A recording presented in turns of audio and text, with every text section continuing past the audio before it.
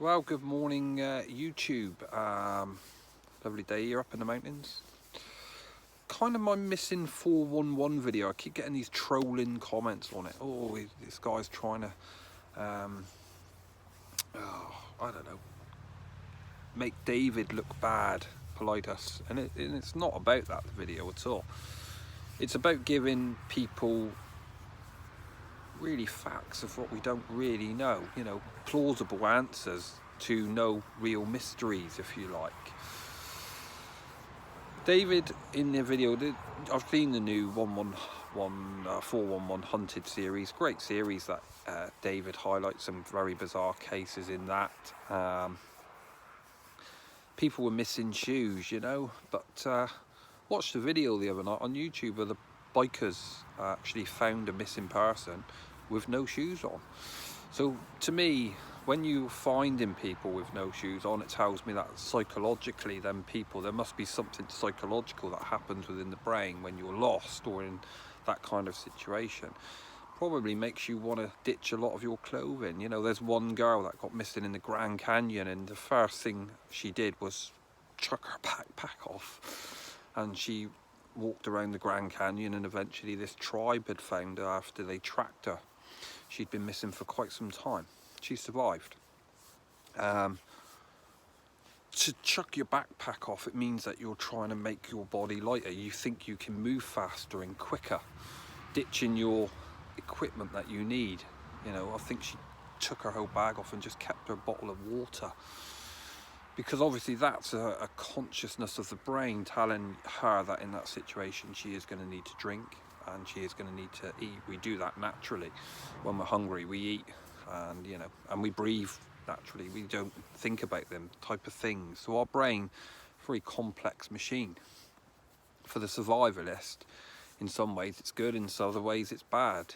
In some cases, like ditching your backpack with all your equipment on is a bad thing. We don't want to ditch any items that we have. It could be your lifesaver when you're out in the field.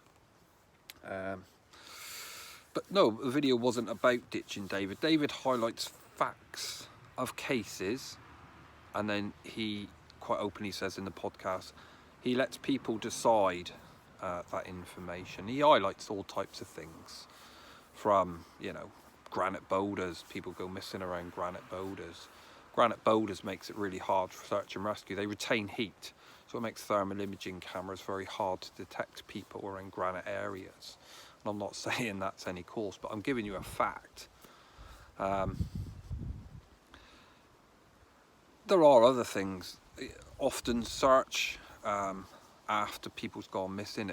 Bad weather comes in. That's not uncommon in a wilderness environment. The more time you spend up in the mountain ranges or in a forestry or a national park, you'll realise that the weather is always changing. Always changing. 1 minute it's sunny. I've been up the mountains up by me, and 1 minute it's sunny. I've had snow, I've had hail, and then I had rain. And that was, kind of 4 lots of weather fronts within a few hours of each other. Bloody freezing. So on that note, there are some explanations. The odds are against a person that really, who is missing, untrained. The odds are against that person. I'm filming a video series at the moment. It's becoming a real pain, because on the video series I am challenging some of the survival books that are based around survival techniques. Most of them are being based around military survival books. The SAS Survival Guide is a classic example. The US Military Survival Guide that came out, the Royal Marine Commando Survival Guide that came out, is based around military survival. Top athletes in a survival situation, they're at the peak fitness, these people. When they're in that situation, their fitness levels are super high. That's what they do. They train hard, and they've got that positive mindset from basic training. Win, win, win, win, win. So the odds in military survival books will always be in their favour for that, because they have the classic positive mental attitude to get themselves out of that situation. The average hiker, the average untrained person won't have that mindset. So I'm going to roll in a clip now of Against All Odds. So with my classic editing skills, which ain't existent at the minute, they're not very good, this project that I'm working on has been phenomenal, and this is just the starting clip. I'm going to roll this clip in. This is Against All Odds, and this series been kind of building up for it, and we've started filming it. We've had a couple of sponsors get on board with it. Still looking for a couple of little sponsorship deals to carry on with it, because it's becoming quite an expensive little project, and I don't want the user of YouTube saying, well, go fund my channel and do all this. I don't believe in that. So if I can get a company on board to sponsor this series, all the better. They benefit because I'll be using equipment that they've sponsored, if it's any good and it works.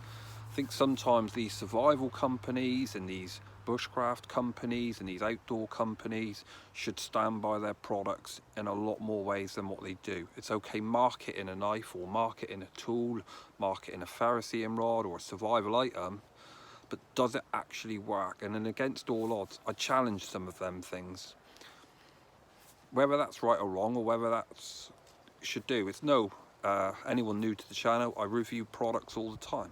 Some products work fantastic, some products don't even make it to my channel because I don't believe in the product. So let me roll in this footage of Against All Odds, and then we'll have another little chat about it.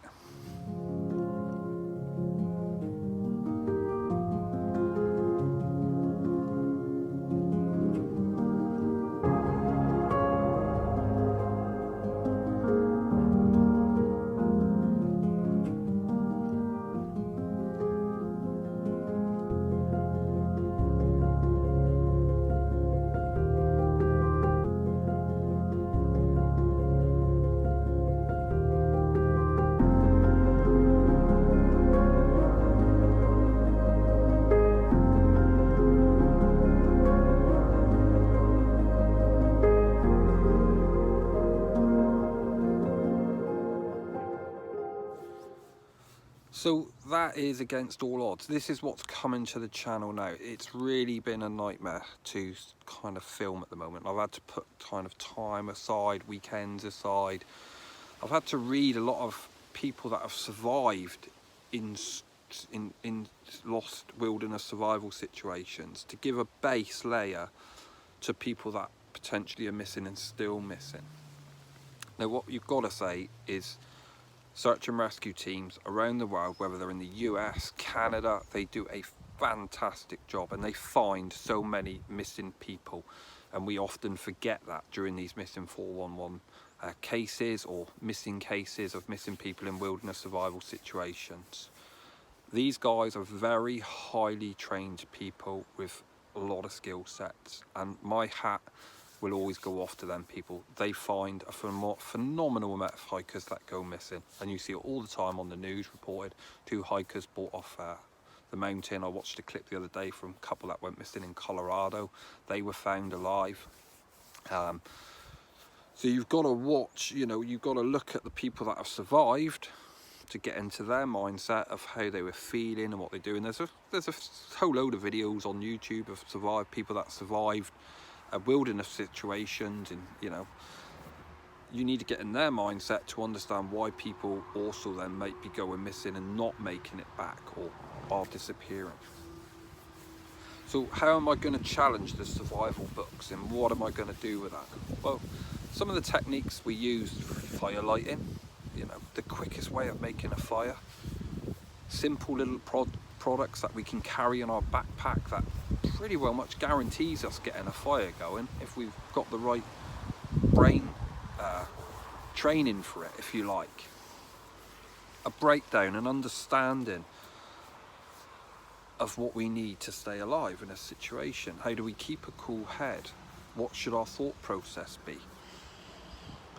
You know, in a survival situation, one of the first things we do, and even I preach this when we're on training courses, that we must find shelter. That protects our body, and we naturally want to find shelter against bad weather. You know, when it's too hot, we seek shade. when it's wet, we seek a nice dry roof. We do that naturally. We're human beings. But what we are telling people in that situation is, in a wilderness survival situation, is find a natural shelter. And although that does protect us and prolong us, it makes it really difficult then for a search team to locate you and find you, because you've made yourself invisible. So in Against All Odds, I'm challenging a lot of these survival books, but I'm going to show people ways of making a quick shelter, but making it visible for people to see. Fire lighting is another one. The quickest and simple way of getting a fire going in any weather.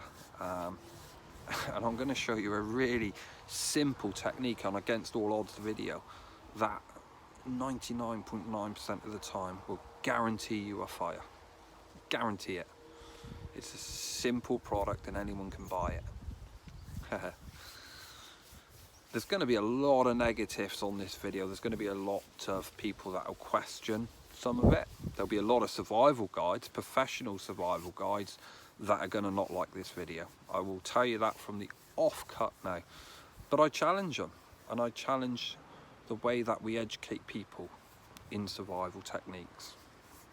You know, if you think in a wilderness survival situation, you're going to do a bow drill set and make yourself a bow drill fire, remember, what you see on YouTube or what you see on TV, all right, these people are highly trained people that make that bow drill set. The average person wouldn't know how to do that, wouldn't even know what wood to use to do a bow drill set. So don't rely on stuff that's primitive, not when there's modern technology available to you. So yeah, Against All Odds, we are filming it now. It has been challenging. I say I am still looking for a sponsor at the moment for the video. I'm not really bothered if I don't get one, but it would be nice to have someone on board for it. Just want to try and deliver something different to YouTube and different contents that you are always seeing, you know.